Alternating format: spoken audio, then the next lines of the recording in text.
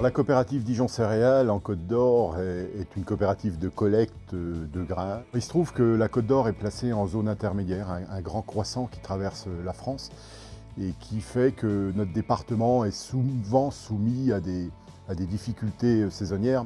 Donc on a cette habitude sur notre territoire, je ne veux pas dire de lutter, mais d'être un petit peu les victimes de cette évolution climatique. Lorsque l'on a des pépins comme l'an passé, avec vraiment un trop-plein d'humidité pendant tout l'hiver, sur la coopérative, c'est environ moins 15% à la fois de collecte, mais aussi de chiffre d'affaires potentiel derrière.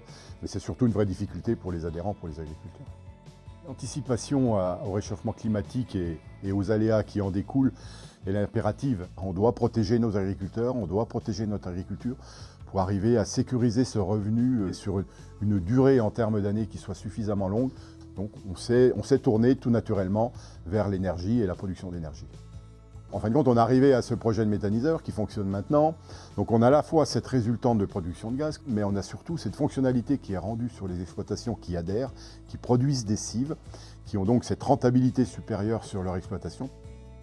Les défis que l'on s'est fixés à la coopérative sont liés à l'énergie. Produire de l'énergie, c'était pas un vain mot, mais on s'aperçoit que c'est quand même extrêmement à la fois valorisant, mais que ça permet aussi de mettre en place des écosystèmes qui sont intéressants pour tout le monde, pour l'agriculteur, mais aussi pour le consommateur. Pouvoir produire 15% du gaz côte-d'orien ou 25% du gaz de la métropole dijonnaise, pour la coopérative, c'est valorisant. Et nous, on se projette également dans la production d'électricité, puisque les productions agrivoltaïques, pour nous, ça sera aussi l'énergie de demain.